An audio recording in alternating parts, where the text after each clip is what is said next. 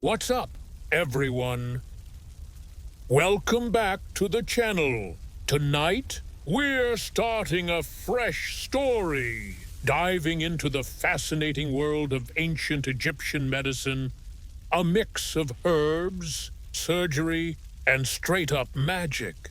This is about healing, in a time when doctors worked with gods, and every remedy came with a side of spiritual mojo. If you're new, hit that like button, subscribe, and drop a comment with where you're watching from and what time it is. I love our global crew. All right, let's get comfy and travel back to the land of the Nile. In ancient Egypt, medicine wasn't just science, it was a sacred art. If you got sick, it wasn't always about germs or a bad fall. It could be a grumpy god, a sneaky spirit, or a glitch in Ma'at, the cosmic balance that kept the world spinning. Doctors, called Senjabudvabua, didn't work solo. They teamed up with priests who knew the right chants and rituals. Together, they tackled both the body and the soul. Temples weren't just for worship. They were like ancient hospitals. People would sleep in them, hoping for dreams from gods like Imhotep, the deified doctor, to reveal what was wrong or how to fix it. They called this incubation, and it was as legit as checking your pulse. Training to be a Swendavayu was no joke.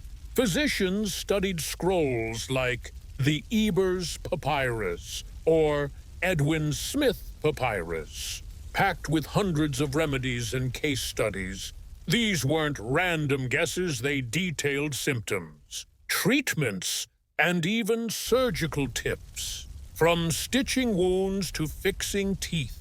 But here's the kicker: every physical cure came with a spiritual boost. A broken bone might get honey and linen, plus a spell to chase away evil vibes. Mental health issues, which we'd now call anxiety or depression, were seen as spiritual attacks, needing a priest's incantation as much as a healer's herbs. To us, mixing magic and medicine might seem weird, but to Egyptians, it was all one package: body, mind, and spirit, perfectly connected. Diagnosis was where Egyptians shined.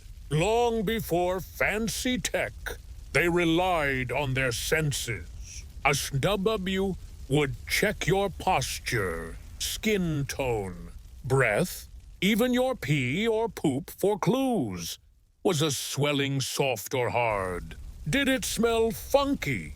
They wrote it all down, compared notes, and built a system passed down for centuries.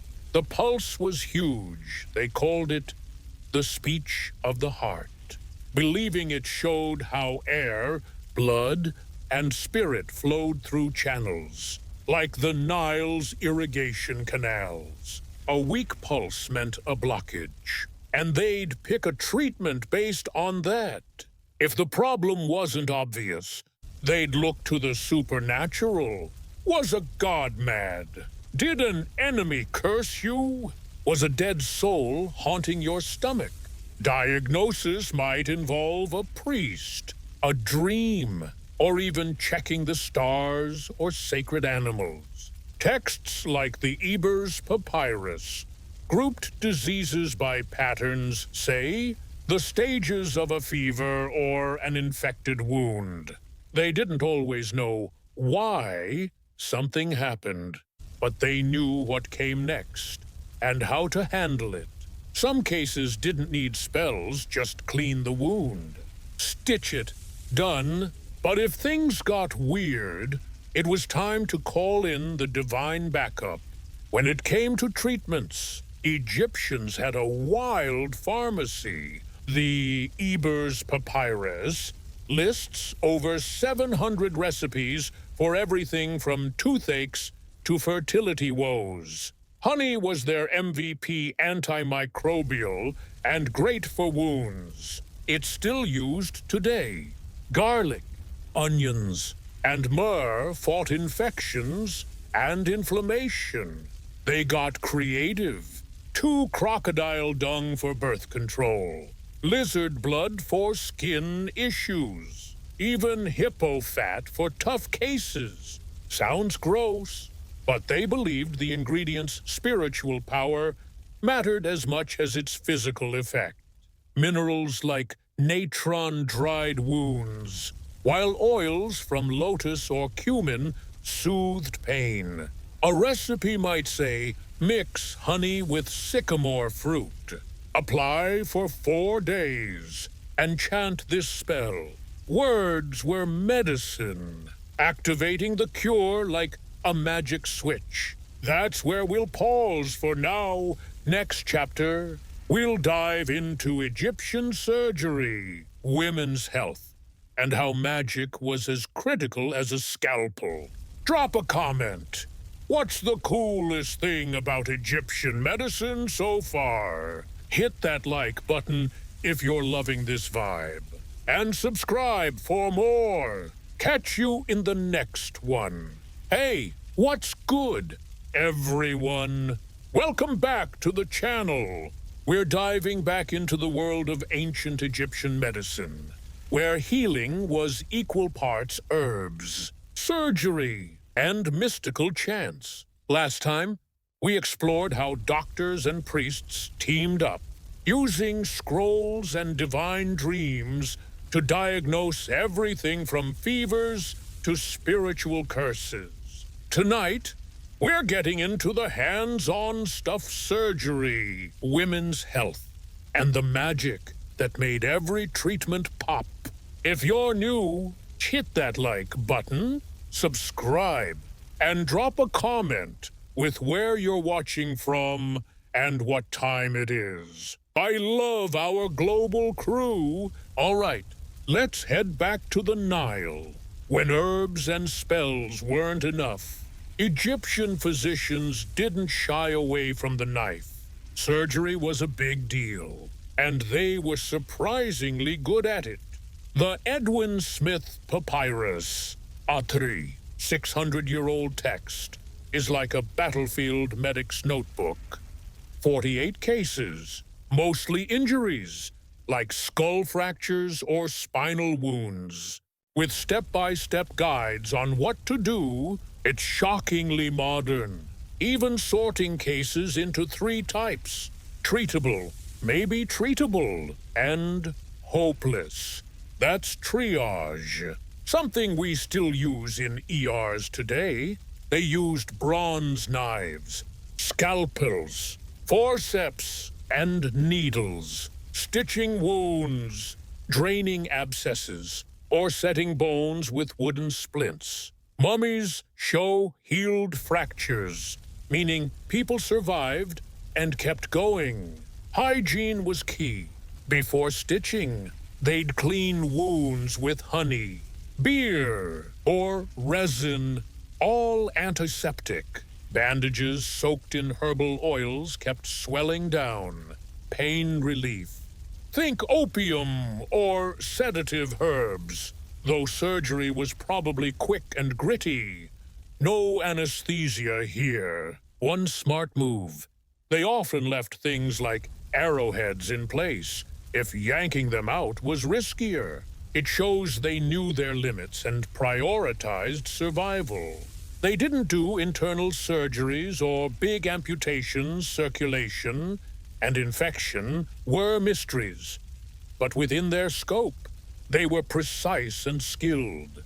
Now, let's talk women's health, because Egyptians took it seriously. The Kahun Papyrus, from around 1800 BCE, is all about gynecology, fertility, pregnancy, miscarriage, you name it. To check for pregnancy, they'd have a woman pee on barley and emmer wheat seeds, barley sprouted. It's a boy, Emmer, a girl, nothing. Not pregnant? Crazy as it sounds, this might have worked a bit, thanks to hormones affecting growth. Contraception was another focus, honey. Acacia leaves, or even crocodile dung for stickiness. Not charm were used as barriers or spermicides. Not perfect, but it shows they were thinking ahead. Childbirth was led by midwives, who used birth bricks for the mother to squat on, and chanted spells to keep demons like Amit at bay. Protective amulets, often of Taweret, the hippo goddess, were a must. If labor stalled, they'd try massaging with castor oil or herbal drinks to speed things up. C-sections weren't a thing, so tough births could end in tragedy. Still, their care for women was advanced, treating fertility as sacred and motherhood as a divine act. Magic was the secret sauce in every treatment. Egyptians believed illness could come from gods, spirits, or curses. So healing meant tackling both the seen and unseen. Heka, the divine power of magic, was as real as water or fire. Spells in the Ebers. Papyrus might call on Isis to cool the fire in a wound, like she saved her son Horus. Amulets shaped like the Eye of Horus, or scarabs were worn or tucked into bandages to block evil. Specific gods, like Sekhmet for plagues, or Thoth for wisdom, were invoked depending on the problem.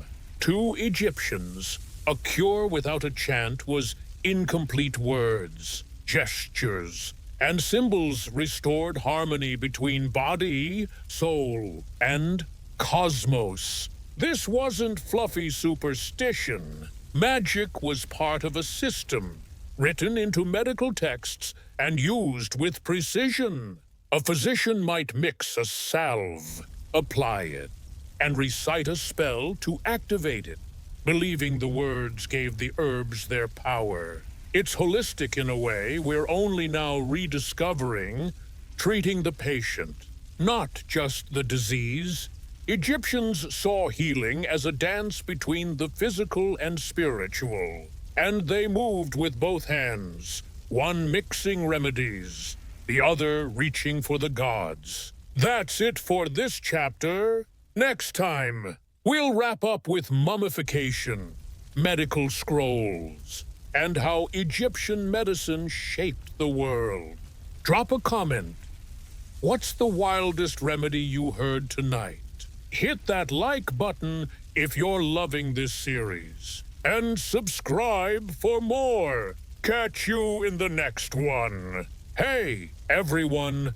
Welcome back to the channel for the final chapter of our ancient Egyptian medicine story.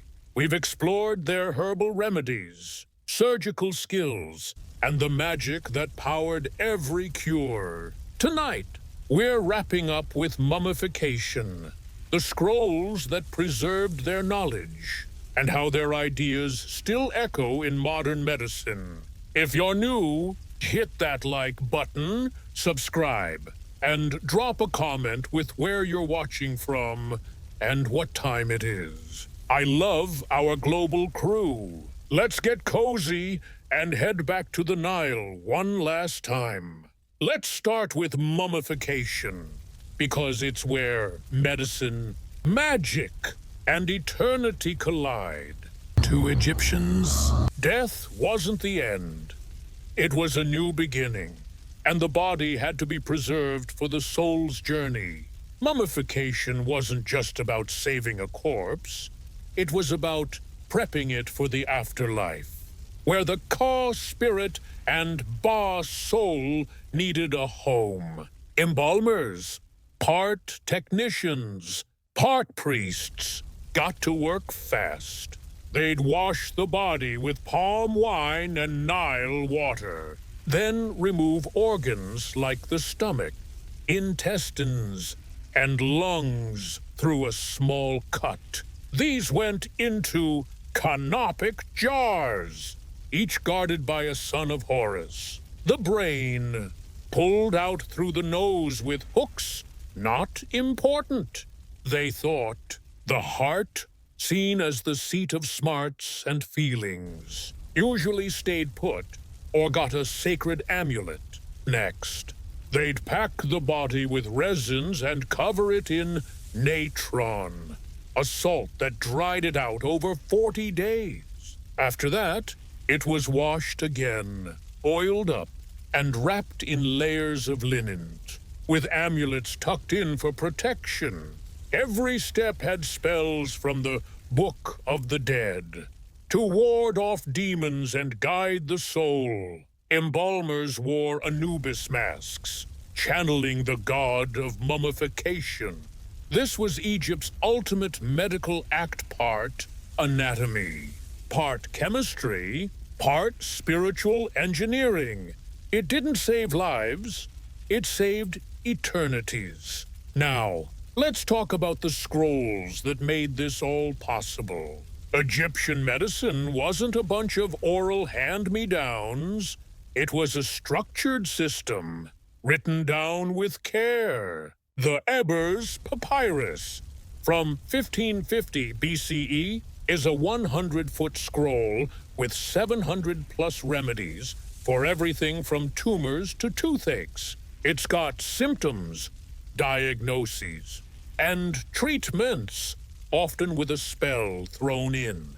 The Edwin Smith Papyrus is the surgical star, detailing 48 injury cases with a clinical vibe. No fluff, just facts. It's like a trauma surgeon's notes, covering fractures and wounds with advice on when to treat or walk away. The Kahun Papyrus zooms in on women's health, from fertility tests to birth control, showing how central women were to their system. These scrolls weren't locked away. They were studied in houses of life, temple schools where scribes and doctors trained. Apprentices copied texts, memorized spells, and shadowed prose, passing knowledge down like a sacred relay. Attributed to Thoth, the god of wisdom, these texts were Egypt's medical Bible, blending observation, experience, and divine insight.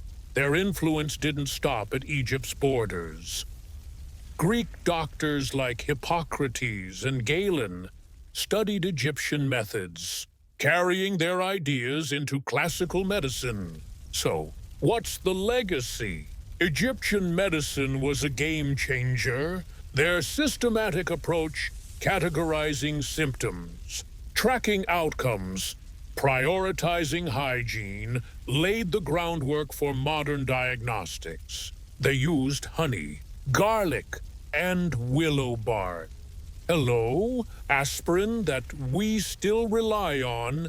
Their holistic view, tying body and mind, prefigures today's psychosomatic care and palliative approaches. Even their blend of medicine and comfort, using chants and amulets to ease fear, lives on in how we value empathy in healing.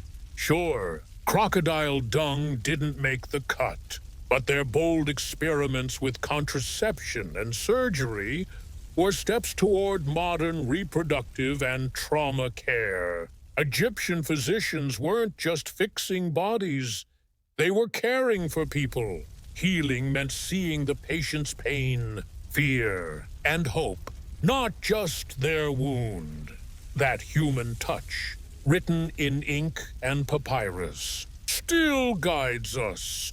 From hospital bedside chats to holistic clinics, we're still chasing their vision of care that's daring, curious, and deeply human. That's the end of our Egyptian medicine saga. Thanks for joining me through herbs, scalpels, and spells. Drop a comment. What's the wildest thing you learned? Hit that like button if you loved this series. And subscribe for more historical dives. We've covered a lot, so let me know what story you want next. Catch you in the next one. Hey everyone, welcome back to the channel. Tonight, we're diving into something juicy, intriguing, and honestly, a little wild, the world of medieval intimacy. Picture a time of nights, questionable herbal potions, and moments where romance meant whispering sweet nothings while hoping the goats in the corner weren't judging. Before we jump in, hit that like button if you're excited for this deep dive, and subscribe if you love these historical adventures. Drop a comment letting me know where you're watching from and what time it is there. I'm always amazed by how global our little community is. All right, grab a snack, maybe turn on a fan for that cozy vibe, and let's step back into the Middle Ages together. First things first, let's bust the biggest myth about medieval romance. It wasn't all candlelit castles, silk sheets, and lute music setting the mood. Nope. For most people, intimacy happened in a cramped, one-room house where you shared space with your kids, your cranky in-laws, a couple of chickens, and maybe a pig with strong opinions about personal space. Privacy, that was a fantasy. Your kitchen, bedroom, and barn were all the same room, just with different smells. If a couple wanted some alone time, they had to get strategic wait for the kids to crash, keep the volume low, and pray the neighbors weren't eavesdropping. Curtains were a luxury, and beds were often shared with whoever else was crashing at your place. Even in fancy noble households, servants might be snoozing at the foot of the bed or standing in the corner, pretending they didn't hear a thing. Awkward? You bet. Traveling made things even trickier. Inns back then were like medieval hostels, with strangers piled into shared beds. Want a romantic moment? Good luck figuring out if the guy next to you was cool with it, or if he'd brought his muddy boots to bed. If you were married, you might roll the dice on a straw mattress and hope for the best. Unmarried, you'd better be ninja-level quiet, because villages were small, walls were thin, and gossip spread faster than a cold in winter. For monks and nuns, the rules were crystal clear. No intimacy, no privacy, no distractions. But let's be real, human nature didn't always follow the script, which is why some monasteries had suspiciously tall garden walls. Now, let's talk about the biggest player in medieval private life, the church. Oh boy, did they have opinions? According to them, intimacy was for one thing, and one thing only: making babies. Pleasure, bonding, stress relief. Nope, those were distractions, maybe even sinful. This wasn't just preached on Sundays. Theologians wrote entire manuals spelling out what was okay and what wasn't. Certain days were off limits. Sundays, Fridays, holy days, fasting days, and entire seasons like Lent or Advent. If you wanted to get close to your spouse, you'd better check the calendar and hope it was, like, a random Tuesday in March. Even then, the church wanted you to keep it modest, restrained, and ideally not too fun. One 13th century guide literally said couples should do it without pleasure, without sin, and without delay. Talk about a mood killer checklist. The church even had a favorite position missionary because it was seen as the most natural and least likely to tick off God or your local priest. Anything else? Including too much enthusiasm, raised eyebrows. Priests got nosy during confession, asking super specific questions to make sure you weren't breaking any rules. Imagine sitting in a chilly church, trying to explain your bedroom habits to a friar who knows your whole family.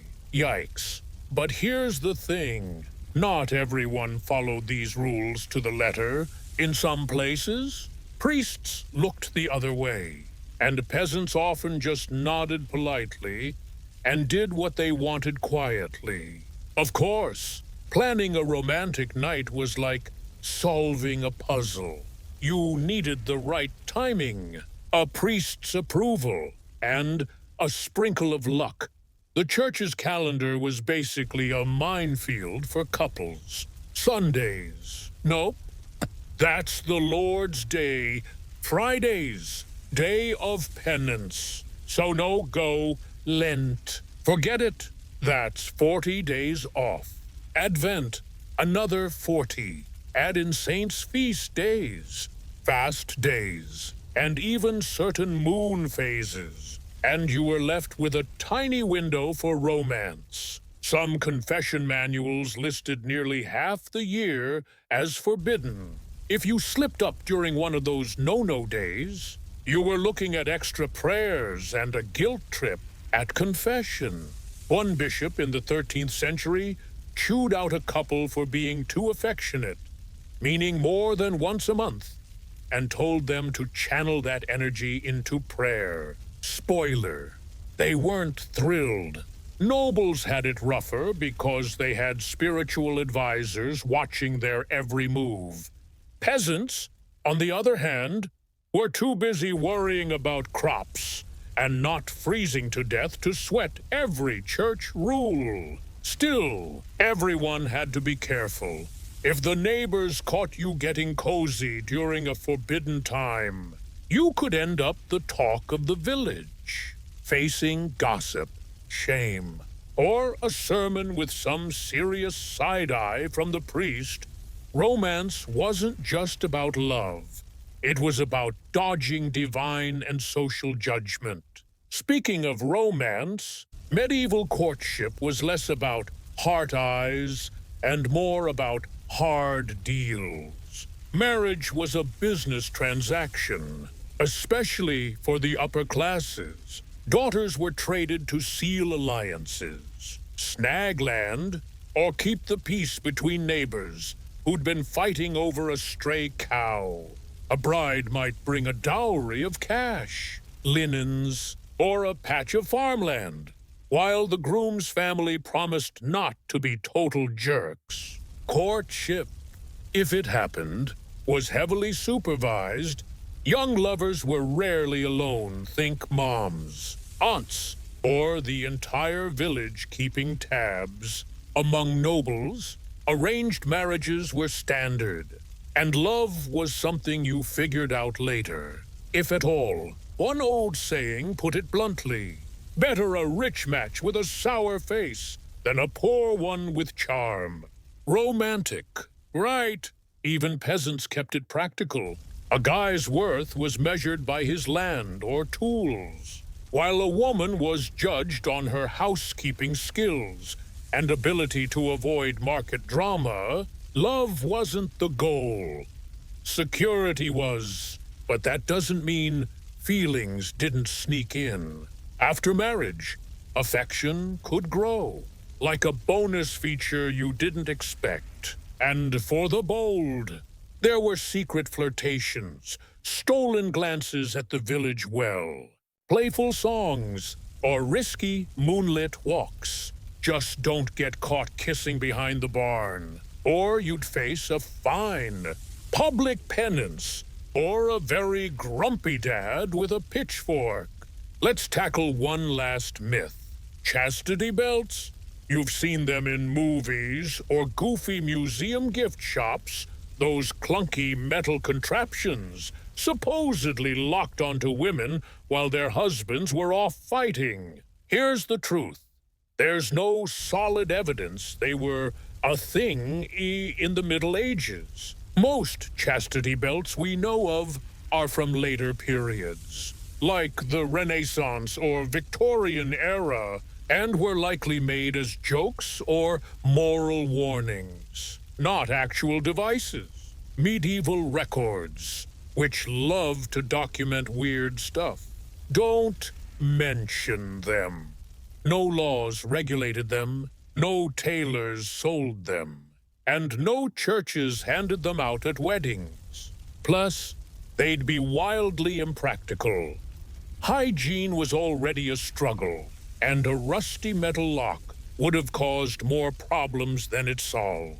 So how did they enforce fidelity through good old-fashioned social pressure? Noble women were chaperoned like hawks. Peasant girls had villages watching their every move, and any scandal could tank reputations or dowries. The myth of chastity belts came from later eras projecting their own weird ideas onto the Middle Ages.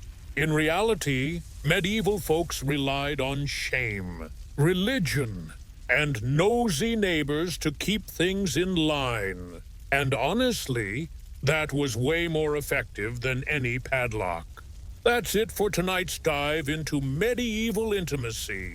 Stay tuned for the next chapter, where we'll explore how these folks navigated love, lust, and the church's endless rules. Drop your thoughts in the comments what surprised you most. See you next time. What's good, everyone? Welcome back to the channel. We're picking up where we left off, diving deeper into the spicy, surprising world of medieval intimacy. Last time, we debunked some myths and set the scene: cramped houses, nosy neighbors, and a church with way too many opinions. Tonight, we're getting into the nitty-gritty of how medieval folks navigated love, lust, and the occasional side-eye from their priest. If you're new here, smash that like button, hit subscribe, and let me know in the comments where you're tuning in from and what time it is. I love seeing who's joining us from across the globe. All right, let's dim the lights, get comfy, and jump back into the Middle Ages. One thing you've got to understand about medieval life is that the church wasn't just a Sunday vibe. It was the ultimate rule maker for everything, including your bedroom. Their big stance: intimacy was for making babies. End of story. Anything else, like enjoying it too much, was suspicious. They had this whole system to keep couples in check, starting with a calendar that was basically a no-romance zone for half the year. Sundays, off limits. It's God's day. Fridays, nope. That's for penance, Lent, and Advent. Forget it.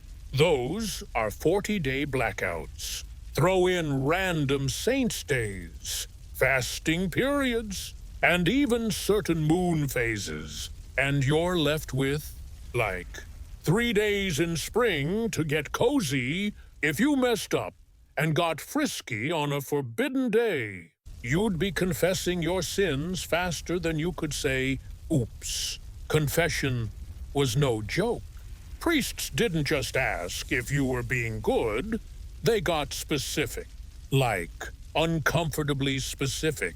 They'd grill you on positions, frequency, and whether you were enjoying it too much. One 13th century manual told couples to keep things quick, modest, and ideally joyless. Imagine trying to explain to Father Thomas that you and your spouse got a little carried away last Tuesday. Nobles had it worse. They had personal confessors watching their every move.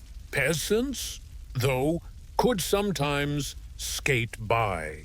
They'd nod at the priest's lecture, then go home and do what they wanted, as long as the neighbors didn't snitch. And trust me, neighbors were the medieval equivalent of a group chat.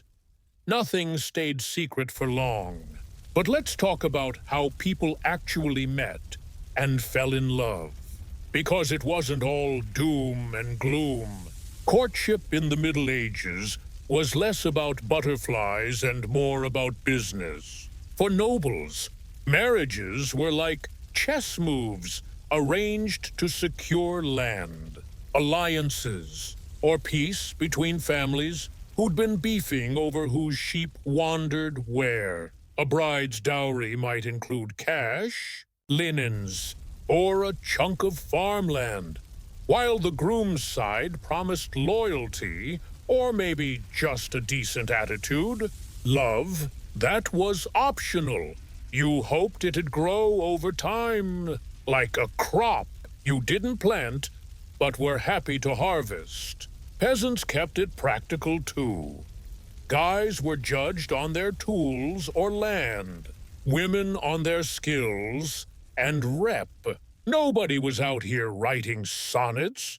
They were just trying to survive winter. Still, romance found a way. Young folks would flirt at markets or festivals, trading glances over baskets of turnips. Secret meetups by the village well or behind the mill were the medieval version of a sneaky date. But you had to be careful, get caught holding hands. And you might face a fine or a public scolding. For nobles, courtship was even stricter. A noble girl might be watched by her mom, her aunt, or a whole squad of chaperones, making sure she didn't so much as smile at the wrong guy. Arranged marriages were the norm, and feelings were a nice to have, not a must. One medieval proverb summed it up. Better a wealthy match with a frown than a poor one with a smile. Harsh, but practical. Now, let's get into something a bit spicier. How medieval towns handled the oldest profession. Yep, we're talking about brothels. And trust me, they were a thing. In many urban areas, brothels weren't just tolerated, they were regulated. Town councils licensed them, taxed them, and even set up specific red light districts long before electricity. Some cities had officials called brothel keepers who managed these places, making sure everything ran smoothly. The logic: if guys had a legal outlet for their urges, it'd cut down on bigger problems like adultery or, heaven forbid, dancing. The church wasn't thrilled, but plenty of clergy looked the other way. Some even collected rent from brothels. Medieval hypocrisy. Oh, it was alive and well.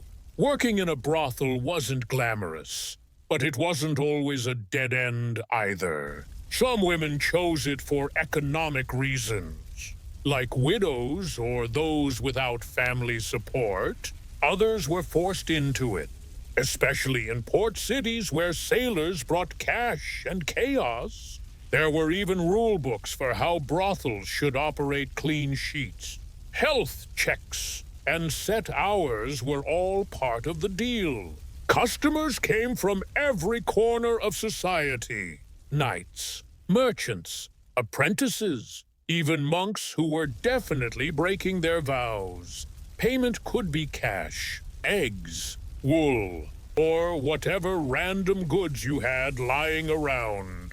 It wasn't exactly a fairy tale, but it was a structured part of medieval life. Let's shift gears and talk hygiene, because, well, it's a big part of the intimacy equation. Medieval folks didn't bathe as often as we do think once a month.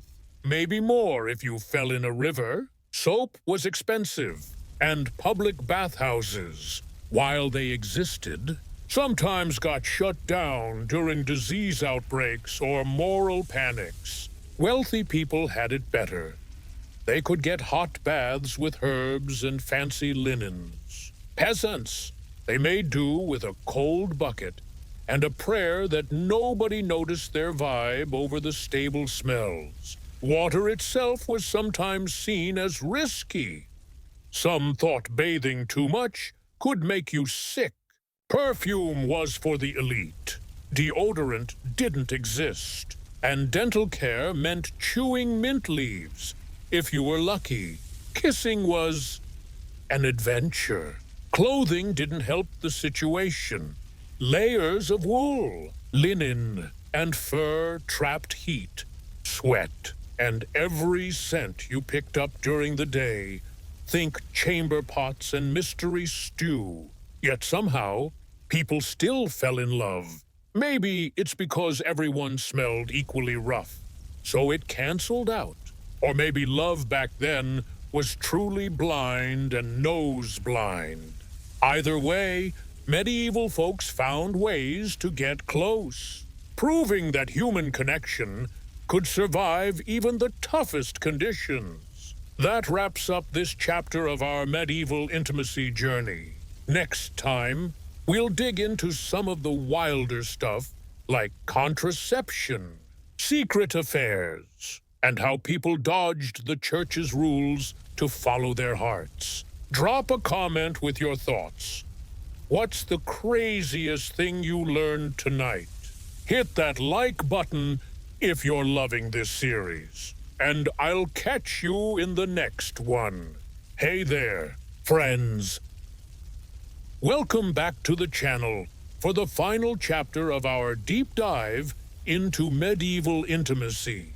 We've already covered the chaos of shared beds, the church's strict rule book, and how love was more about land deals than candlelit dinners. Tonight, we're wrapping up this story with some of the juiciest bits: contraception, sneaky affairs, and how medieval folks still found ways to fall in love despite all the rules. If you're new here, hit that like button, subscribe, and drop a comment telling me where you're watching from and what time it is. I love seeing our global crew come together. All right, let's get cozy and dive back into the Middle Ages one last time.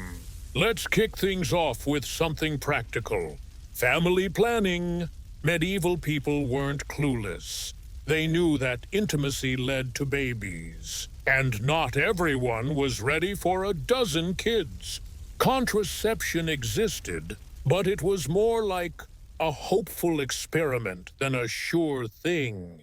Herbal mixtures were big think wine, boiled with weird ingredients like beaver testicles or potions made from juniper berries. Some folks wore amulets blessed by a local wise woman, while others tried rituals like burying specific objects near their doorstep.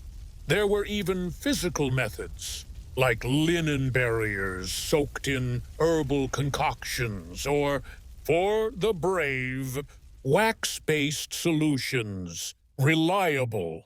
Not really. The church wasn't a fan either.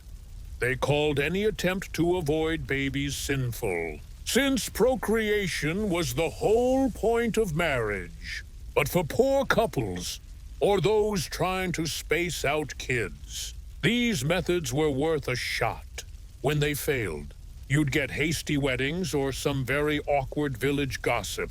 Speaking of stepping outside the rules, let's talk about affairs. The church loved to pretend everyone waited for marriage, but plenty of couples got cozy before the priest said, "I do." This was common enough that it had a name in church records: fornication, or as the locals called it, getting ahead of yourself.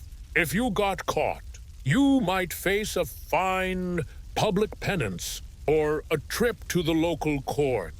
In some towns, they kept moral rolls, basically ledgers of who was being naughty. Fines depended on the situation. First offense, pregnancy, or whether you got married afterward. Sometimes, tying the knot erased the fine, like a medieval my bad discount. But the real punishment was social gossip spread fast. And your neighbors weren't shy about judging.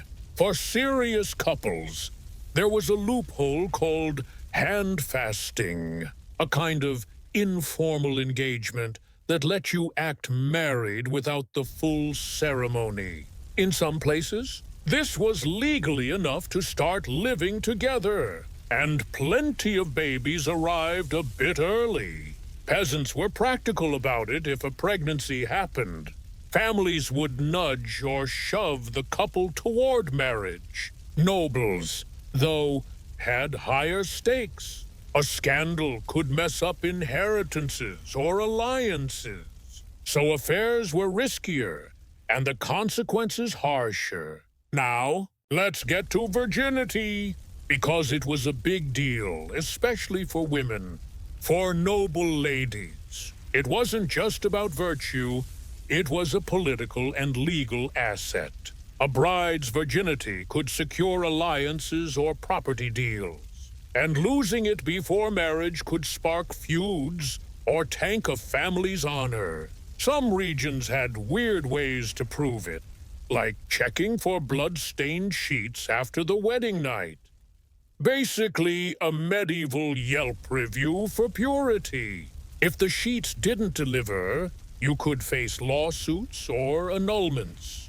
Men, they got a free pass. Nobody was inspecting their laundry or questioning their past. The double standard was real. And for women, the pressure was intense. What about same-sex relationships? They existed. No question. Human nature's been around forever. But medieval society wasn't exactly waving pride flags.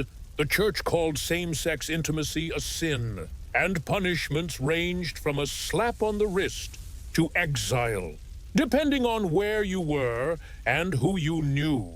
Still, records show plenty of emotional and sometimes physical connections. Monks wrote love letters to each other that sound way more than friendly, and noble women shared beds with devotion that raised eyebrows.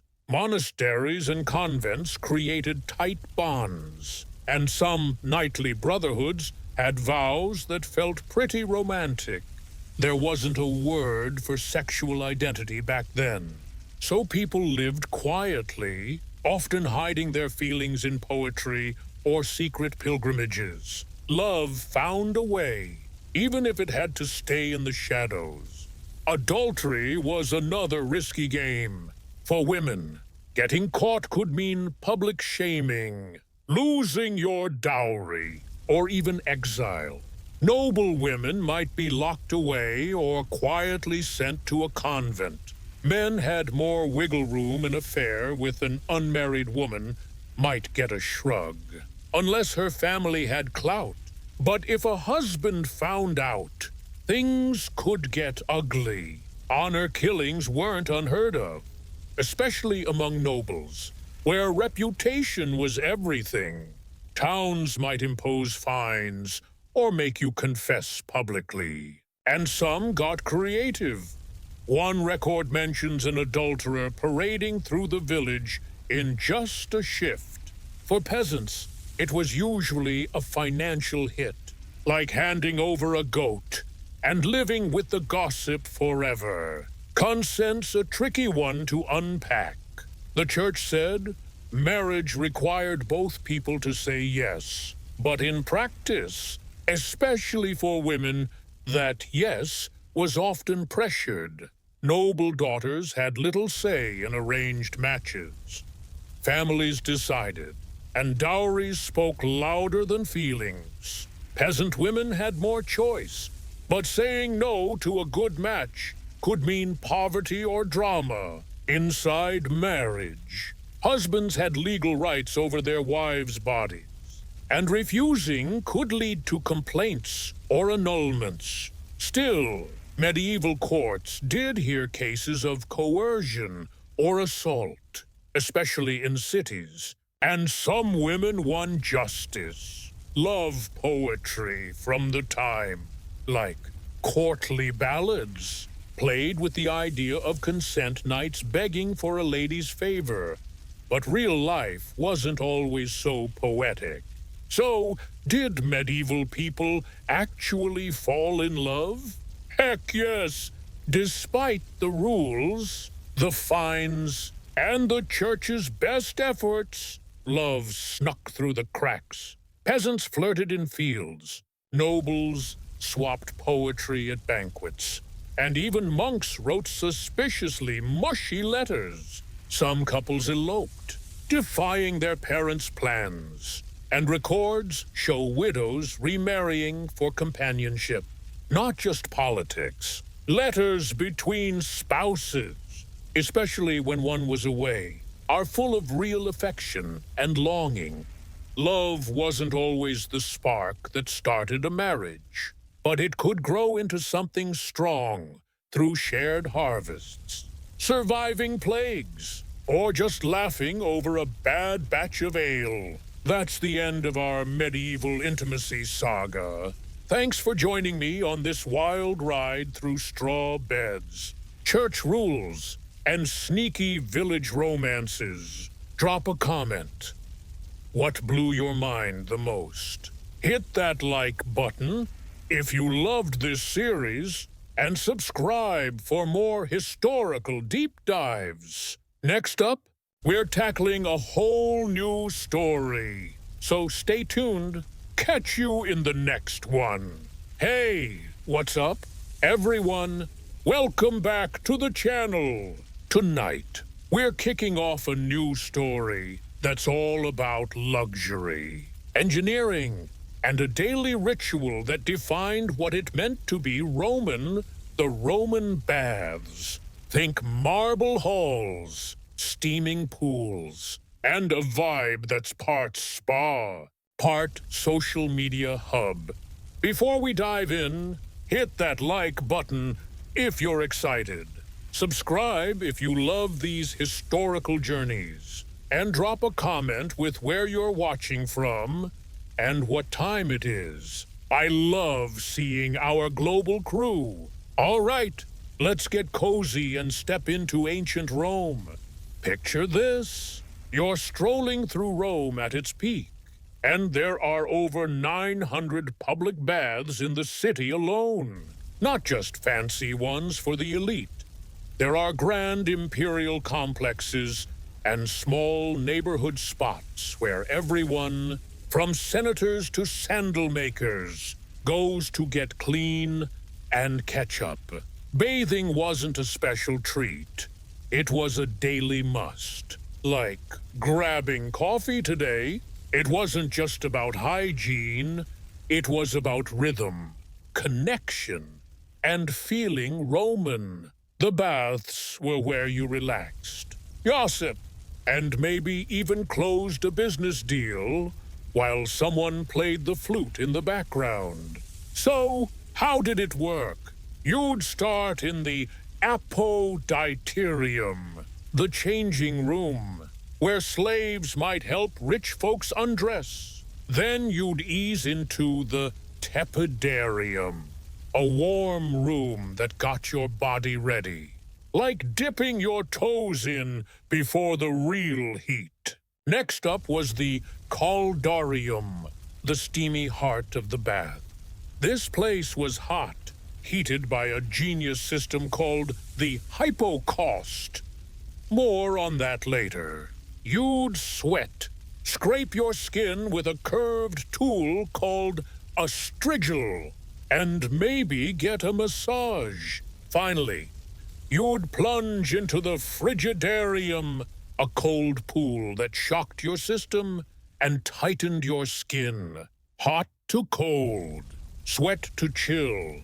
That contrast was what made the ritual so powerful. Romans thought it helped circulation, digestion, and even your mood. And honestly, they weren't wrong. But the baths weren't just about getting clean. They were about belonging. You went to see and be seen. It was like a Roman version of Twitter, where gossip flowed faster than the water. Who's hooking up? What's the emperor up to? Did that general just lose a battle? You'd hear it all while soaking in the tepidarium. People debated politics, swapped stories, or just eavesdropped on the latest scandal. Some brought musicians or snacks, turning the bath into a full-on hangout. It was a rare space where status blurred. Emperors might share a room with commoners, though the rich still had their entourages and private perks. Now, let's talk engineering. Because the Romans didn't mess around. The hypocaust system was like ancient central heating. Under the floors, slaves kept a furnace roaring, sending hot air through a space held up by small columns. That air flowed under the floor and up through wall flues, warming the room without choking everyone with smoke. Vaulted ceilings trapped heat, domes softened sound, and the layout, cool to warm to hot, kept everything flowing perfectly. Then there were the aqueducts, those stone channels that brought millions of liters of water into cities daily. Even inland baths had constant clean water, with waste flushed out through underground drains. No electricity, no machines, just fire, water, and pure Roman genius. The baths weren't cheap to run. Workers called fornatores tended the furnaces, while others cleaned pools, hauled wood, or fixed tiles. It was a machine that needed constant care, but the payoff was huge. These buildings didn't just last years, some stood for centuries. Walking into a Roman bath wasn't just entering a spa. It was stepping into a system that screamed, "This is Rome, and we've got this figured out." That's where we'll pause for now. Next chapter, we'll dive into how the baths were more than just baths. They were political arenas, health clinics, and the heart of Roman social life. Drop a comment. What's the coolest thing about Roman baths so far? Hit that like button if you're loving this vibe. And subscribe for more. Catch you in the next one. What's good? Everyone, welcome back to the channel. We're diving back into the steamy, marble-clad world of Roman baths, where getting clean was just the start. Last time, we covered the daily ritual, the mind-blowing engineering, and how baths were the social hub of ancient Rome. Tonight, we're going deeper.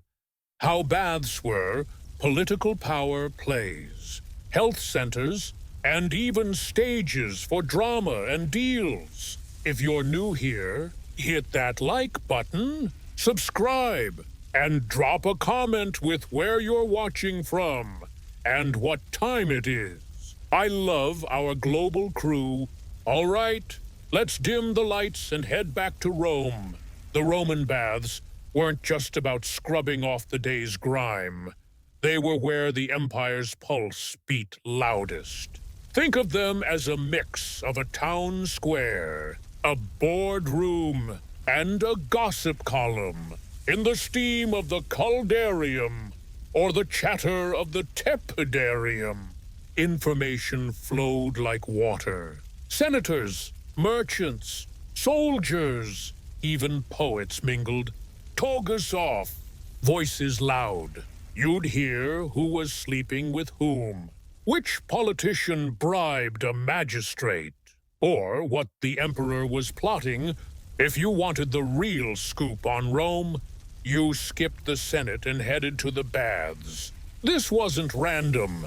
The elite knew the baths were public stages and played them like pros. A senator might accidentally bump into a rival in the hot room, floating a deal while everyone pretended not to listen. Patrons met clients to swap favors or drop subtle threats, all while lounging in the pool. Even emperors got in on it. Hadrian and Antoninus Pius would show up at public baths to seem relatable. Like, hey, I'm just like you, except with a private bath wing at home. It was PR genius. Look accessible, stay untouchable. The baths were also where business and creativity thrived. Merchants sealed deals, poets recited verses, and philosophers debated ethics under domed ceilings that echoed every word. The acoustics were no accident, say something clever, and the whole room might overhear. It was like Rome's version of a TED Talk, except sweatier. In a way, the baths were the empire's nerve center Twitter. Wall Street and the Senate rolled into one. Real power moves started here, not in stuffy halls, but in the haze of steam, where masks slipped and plans were whispered. Now, let's talk health. Because the Romans were obsessed with wellness long before green smoothies. Baths weren't just for looks. They were medicine. Doctors, philosophers, even the military swore by them. The cycle of hot caldarium, cold frigidarium, and skin-scraping stragils was believed to balance the body's humor's blood. Phlegm and bile. Too much bile. Hit the steam room. Bad digestion. Try a cold plunge. It sounds ancient, but there's science to it. Heat opens pores and boosts circulation. Cold reduces inflammation. Scraping off dirt and oil kept skin clean. Today, we'd call it hydrotherapy or detox. They just called it Tuesday. Bigger bath complexes had mini-clinics where Greek-trained physicians checked you out, prescribed treatments, or tweaked your diet. Got a cough or sore joints? Your doc might send you to the tepidarium or change your bath routine. Exercise was part of it too. Many baths had a palestra, a courtyard for wrestling, boxing, or ball games. You'd work up a sweat, then hit the steam rooms. Health wasn't something you hoped for. It was something you earned. Even mental health got attention. The slow rhythm of moving from room to room gave you space to think, reflect, and calm your mind. Stoics and Epicureans loved the baths for clearing mental clutter. But the baths weren't just functional. They were stunning. Walking into a grand bathhouse was like stepping into art. The apoditerium had frescoes of myths or cheeky caricatures, marble benches, and sometimes live music. The tepidarium was the showstopper, with colorful mosaics, high vaulted ceilings, and windows that caught the afternoon light. The caldarium had heated pools, bronze taps, and statues of gods like Venus or Hercules. The frigidarium felt serene, its cold pool reflecting a ceiling painted with stars. Every detail marble, tiles, geometry screamed Roman pride. Even smaller baths had charm, with mosaics warning, beware of the dog or boasting. This bath is awesome in Latin. It wasn't just vanity, it was a flex, Rome's greatness, carved in stone. That's it for this chapter. Next time, we'll explore who got to enjoy the baths, how they spread across the empire, and what happened when Rome's glory started to fade. Drop a comment. What's your favorite part of the baths so far? Hit that like button if you're loving this series, and subscribe for more. Catch you in the next one. Hey, everyone, welcome back to the channel for the final chapter of our Roman baths story. We've soaked in the engineering genius, the political drama, and the wellness vibes of these ancient spa hubs. Tonight, we're wrapping up with who got to use the baths, how they spread Rome's culture across the empire, and what happened when the empire started to crumble. If you're new here, hit that like button, subscribe, and drop a comment with where you're watching from and what time it is. I love our global crew. Let's get cozy and dive back into ancient Rome one last time. The Roman baths were public, but not everyone's experience was equal. They were like a mirror of Roman society lines blurred, but they never disappeared. Take class. In big baths like caracollas, emperors might share a room with commoners, which sounds chill, but the wealthy rolled in with slaves carrying towels, oils, and portable benches. They'd book private massages or slip into exclusive sections called scolae. Even in shared pools, there was a vibe you might be near a senator, but you weren't chatting him up unless you had clout. Gender was another divider. Men and women usually bathed separately, either at different hours or in different wings. Emperors like Hadrian enforced strict rules, but others, like Commodus, let things get loosey-goosey with mixed bathing, which made conservative Romans clutch their pearls. Women in big cities had fancy baths of their own, but in smaller towns, they often got early hours before the men showed up. Lower-class women had to deal with schedules and social side-eye. Slaves and freedmen were welcome, especially if their jobs were sweaty, but they got off hours or humbler facilities. Still, some slaves worked in the baths as masseurs or fire stokers and were known for their skills. Foreigners and provincials. They were usually cool to join, especially as the empire grew. Baths were Rome's way of saying, "Welcome to the club now. Get in the steam." They were a tool for cultural integration, spreading Roman vibes to far-off lands. Which brings us to how baths went global. Wherever Rome's legions marched, baths followed.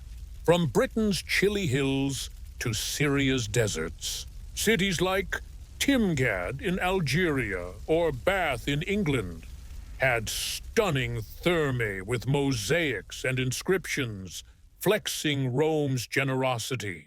These weren't just buildings, they were propaganda, reminding locals Rome's got your back. Each region added its own flavor. In Syria, baths might have Eastern arches or mixed-gender vibes. In Britain, Celtic traditions tweaked the routine. In Egypt, lush courtyards and incense blended with Roman designs. But the core stayed the same. Apoditerium, tepidarium, caldarium, frigidarium. Baths were a mark of a true Roman city, alongside forums and temples. They made the empire feel like one big family, where you could step into a caldarium in Gaul and feel like you were back in Rome. But nothing lasts forever. By the 4th and 5th centuries, the empire was wobbling inflation. Invasions and political chaos took their toll. Baths were expensive to maintain, needing workers, fuel, and aqueducts full of water. When the economy tanked, so did the upkeep.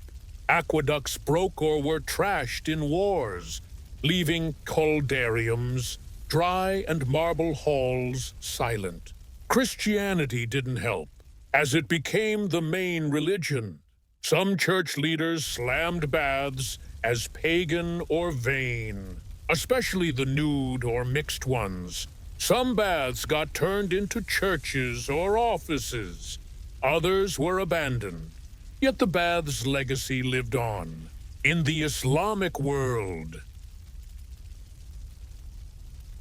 hammams carried the torch, keeping Roman-style steam rooms and communal cleansing alive.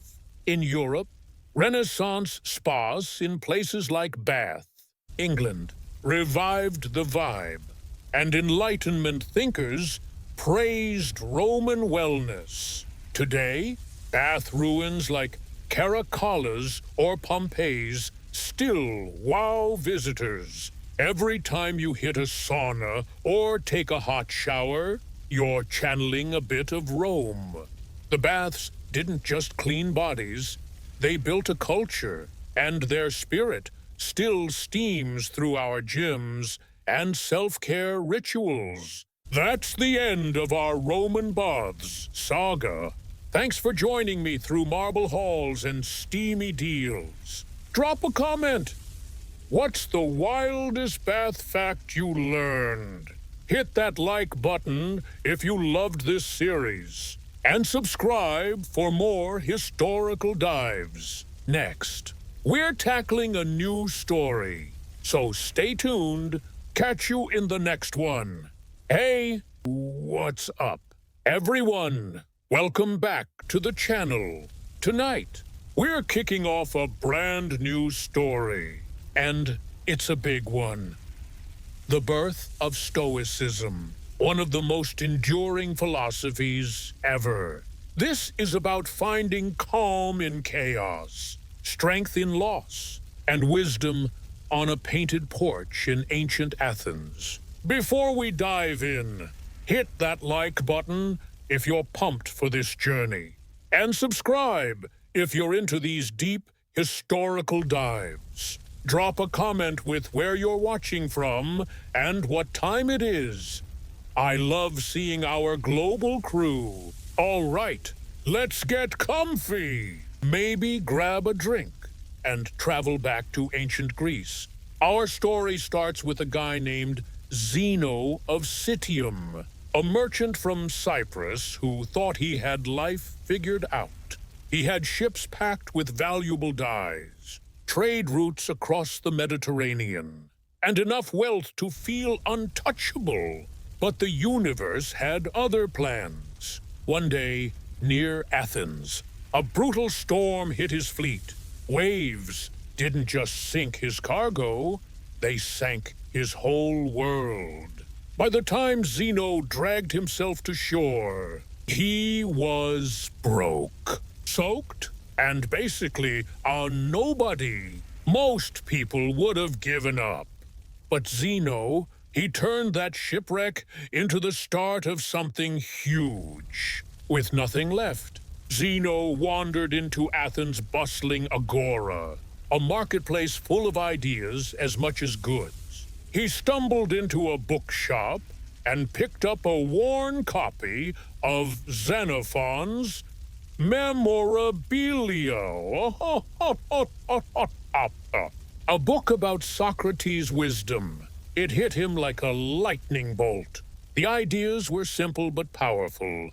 Live with reason. Stay true to your values. Don't let the world's chaos break you.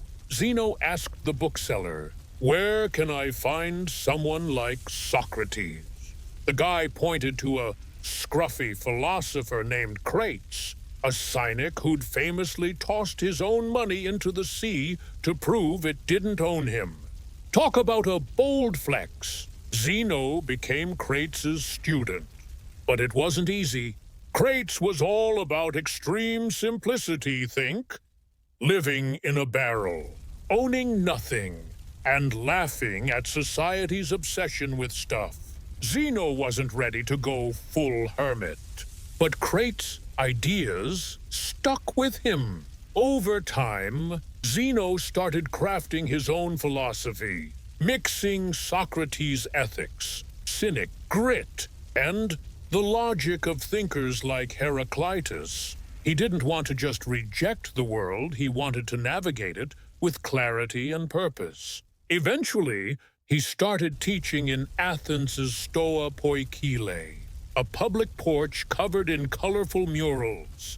That's where Stoicism got its name, not a fancy academy, but a porch where anyone could listen. It's the perfect origin for a philosophy born from ruin, not riches. So, what was Zeno teaching on that porch? At the core of Stoicism is one big idea. Logos.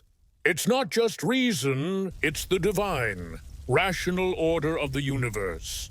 To Stoics, everything happens for a reason, even if we can't see it. The world might look messy, but it's got a cosmic blueprint.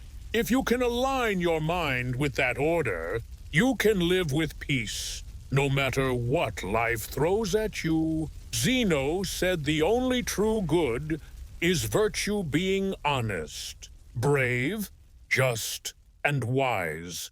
Wealth, fame, even health. Those are nice, but they don't define you.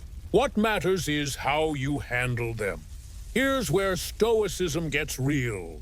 You can't control the world. Storms sink your ships. People betray you. Life falls apart.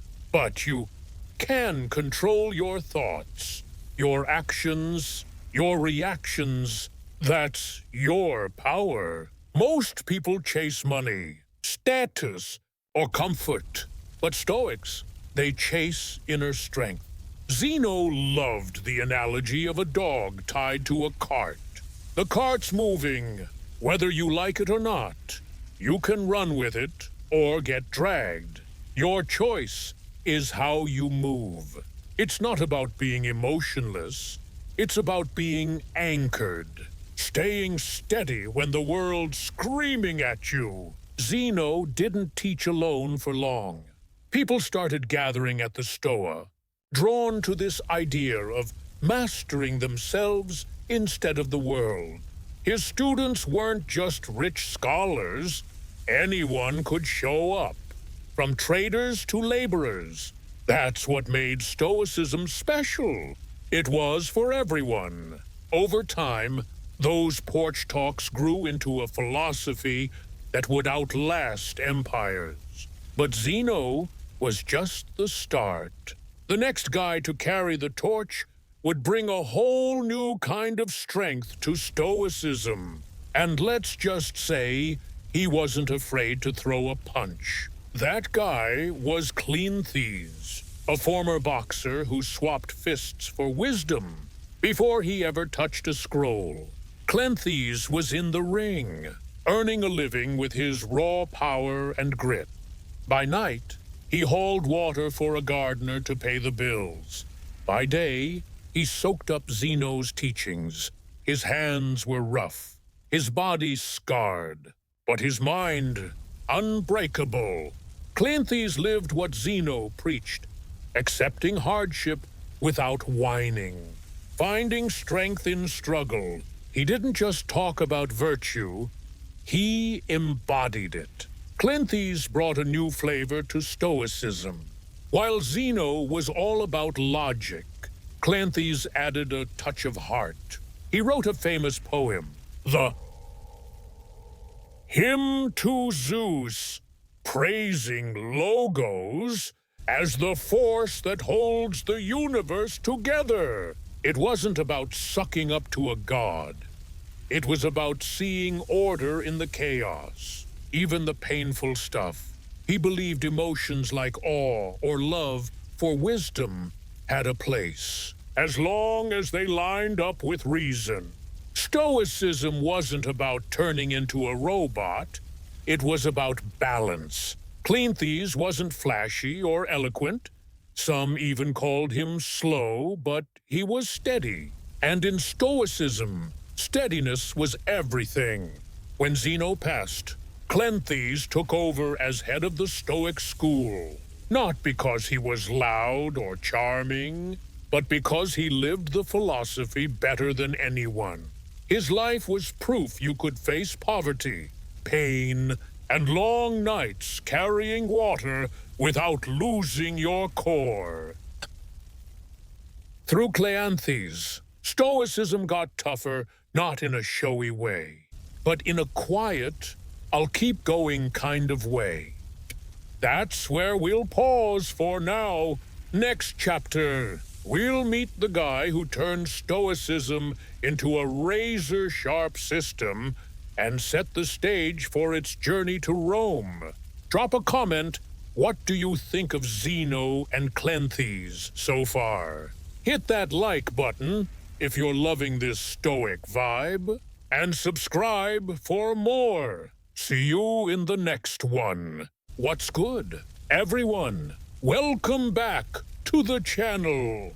We're diving back into our Stoicism saga, picking up where we left off with Zeno and Cleanthes laying the foundation on that painted porch in Athens. Tonight, we're meeting the guy who took Stoicism to the next level, turning it into a rock-solid system that could stand up to any challenge. Plus, we'll see how this philosophy started making its way to Rome, where it became a lifeline for everyone, from slaves to emperors. If you're new here, hit that like button, subscribe, and drop a comment with where you're watching from and what time it is. I love seeing our global crew. All right, let's get cozy and head back to ancient Greece. Last time, we left off with Cleanthes, the boxer turned philosopher who gave Stoicism its grit. Now, enter Chrysippus, the guy who sharpened it like a blade. If Zeno was the founder and Cleanthes the muscle, Chrysippus was the brain. This dude was relentless. Legend says he wrote over 700 books, most of which are lost, but their impact undeniable. Chrysippus didn't just teach Stoicism, he rebuilt it into a philosophy that could outlast empires. His thing was logic. While most philosophers back then leaned on flowery speeches or big emotions, Chrysippus was like, nah, let's make this airtight. He wanted Stoicism to be clear, rigorous, and impossible to poke holes in. Chrysippus took Zeno's ideas like logos, the rational order of the universe, and gave them structure. He broke down what's in our control, our thoughts, actions, reactions, and what's not. Pretty much everything else. He argued that virtue being honest, brave, wise, just is the only thing that matters for a good life. Not virtue plus money. Not virtue plus friends. Just virtue, period. It was a bold stance. He even came up with this concept called the lecton, which is like the meaning behind words. It sounds nerdy, but it helped Stoics understand how reason and clarity tie into living well. Everything he did was about cutting through the fog of life with precision. But don't think Chrysippus was just a dry scholar. He had a sharp wit. Once, when someone called him out for not living up to his own teachings, he shot back. You wouldn't blame a doctor for getting sick, would you? He still knows how to heal. Boom! Stoicism, to him, wasn't about being perfect. It was about trying every day to align your actions with your values. Thanks to Chrysippus, Stoicism became a discipline, not just a feel-good idea. It was something you studied, practiced, and used to stay steady in a chaotic world. With Chrysippus at the helm, the Stoic school in Athens became a powerhouse. But Stoicism's real test came when it left Greece and hit Rome, where life was messier, bloodier, and way more high stakes. The Romans weren't into abstract debates about lectons. They wanted something practical to survive wars, betrayals, and political backstabbing. Stoicism, with its focus on self-mastery and staying calm under pressure, was perfect for them. It went from a porch philosophy to mental armor for people facing real-world chaos. Enter Seneca the Younger, a Roman philosopher, playwright, and advisor to the infamous Emperor Nero. Seneca wasn't born into struggle. He was rich, educated, and connected. But his life was no picnic. Being close to Nero was like juggling knives while blindfolded. In his Letters to Lucilius, Seneca wrote about living simply, staying mindful, and not letting emotions run the show. But here's what makes him relatable. He didn't always live up to his own advice.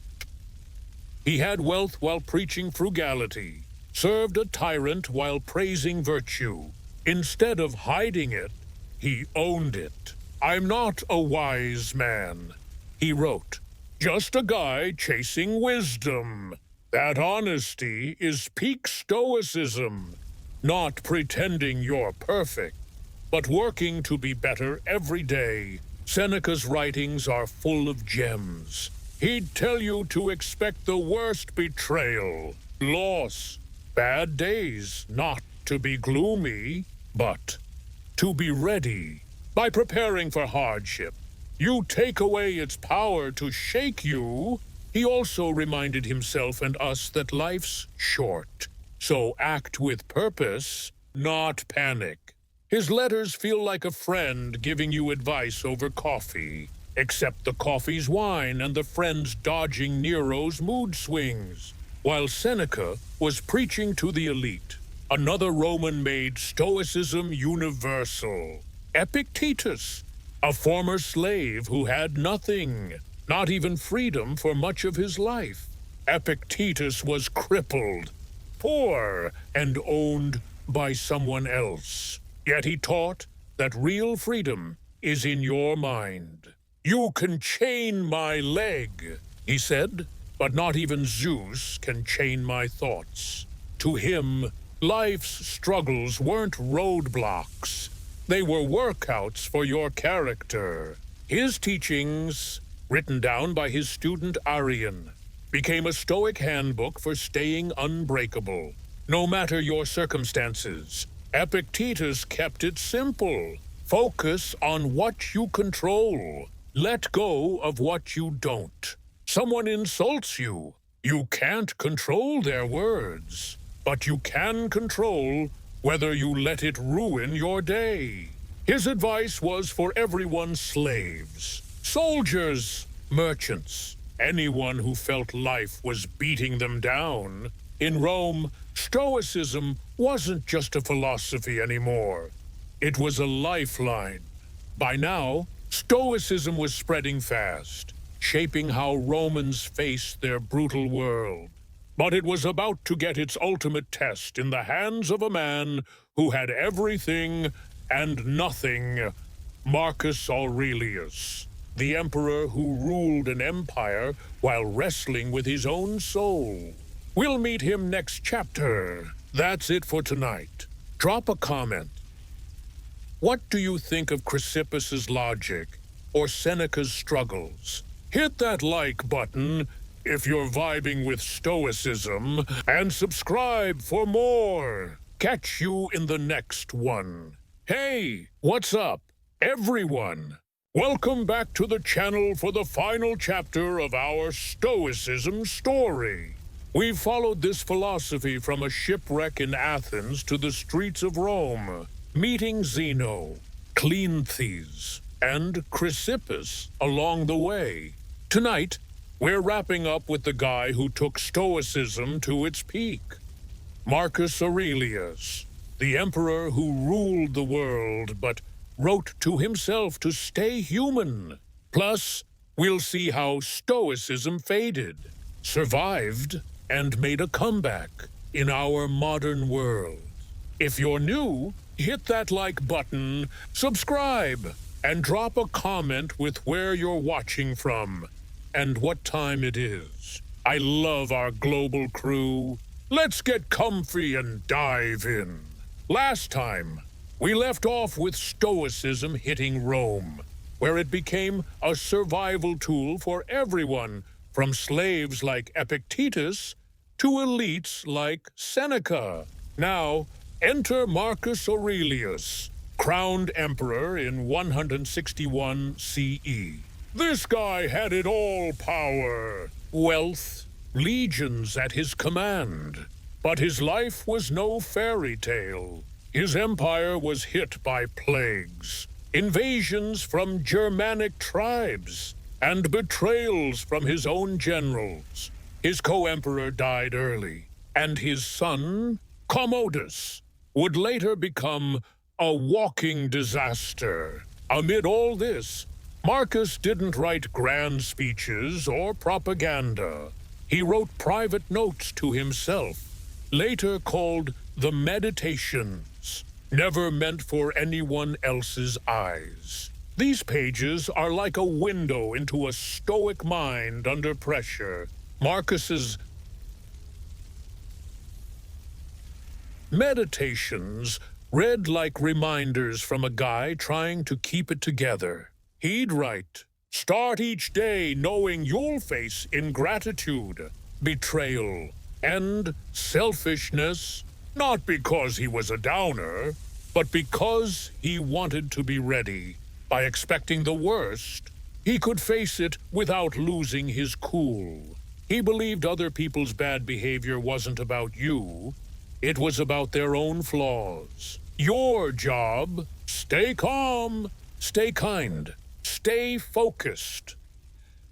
He was obsessed with living in the moment, reminding himself, you could die today, so act with purpose, not fear. That's not grim, it's clear-eyed. Even as emperor, Marcus kept it humble. He avoided cruelty, rejected flashy luxury, and tried to live by stoic principles. He wasn't perfect, nobody is, but he kept coming back to his values like a compass in a storm. His life proved Stoicism wasn't just for philosophers or monks. It was for anyone, even the most powerful guy on earth, who wanted peace in a messy world. Marcus showed that you could rule an empire and still wrestle with the same questions we all do. How do I stay good? How do I keep going? But after Marcus died in 180 CE, Stoicism started to fade. His son Commodus took over and, well, let's just say he was the opposite of stoic. Think excess, vanity, and zero chill. The Roman court became a circus, and philosophy got sidelined. Then Christianity swept through the empire, becoming the state religion.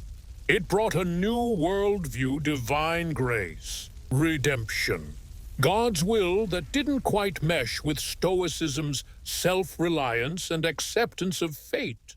Christian thinkers admired Stoics for their ethics, but saw their system as incomplete, a noble but pagan idea. Still, Stoicism didn't vanish. Its ideas seeped into early Christian thought. Monks borrowed Stoic practices like simplicity and self-examination. Church fathers like Augustine respected Stoic morality, even if they tweaked it to fit their theology.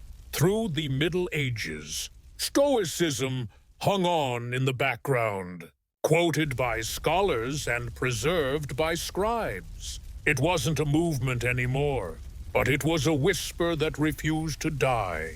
Fast forward to the Renaissance and Enlightenment, and Stoicism started to wake up. Thinkers rediscovered ancient texts, and Stoic ideas about reason and virtue fit perfectly with the era's focus on human potential. But the real comeback happened in the 20th century, when philosophers like Pierre Hadot argued that Stoicism wasn't just theory, it was a way of life, meant to be lived, not just read. That idea caught fire in the 2000s, thanks to authors like Ryan Holiday, who made Stoicism accessible with books like The Obstacle is the Way. Suddenly, Marcus Aurelius and Epictetus were being quoted by tech CEOs, athletes, and everyday folks trying to survive a bad Monday. Stoicism's modern revival isn't just a trend. It's a response to our world's chaos. With constant noise, anxiety, and pressure to optimize everything, Stoicism offers a lifeline.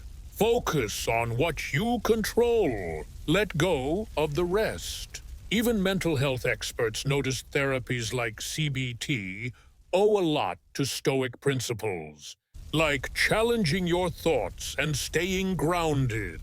Sure, some critics say modern Stoicism can feel like motivational fluff, stripped of its depth, but at its core, it's still about progress, not perfection. It's a reminder that when life goes sideways, a job loss, a breakup, a global crisis, you can't control what happens, but you can control who you become. Today, Stoicism lives in a weird paradox.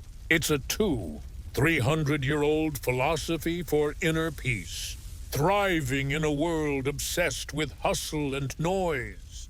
You'll see Marcus Aurelius quotes on social media, sandwiched between memes and ads. It's in self-help books, leadership seminars, even podcasts. Why? Because it speaks to a hunger for clarity in a world that feels out of control. Stoicism says, you don't need to escape the chaos. Just focus on your choices, your actions, your heart. It's not about being perfect. It's about showing up, staying steady, and choosing to be kind, even when the world's screaming at you. That's the end of our Stoicism journey. Thanks for riding along from Zeno's shipwreck to Marcus's meditations. Drop a comment. What's your favorite Stoic idea? Hit that like button if you loved this series. And subscribe for more historical deep dives. Next, we're tackling a new story. So stay tuned. Catch you in the next one.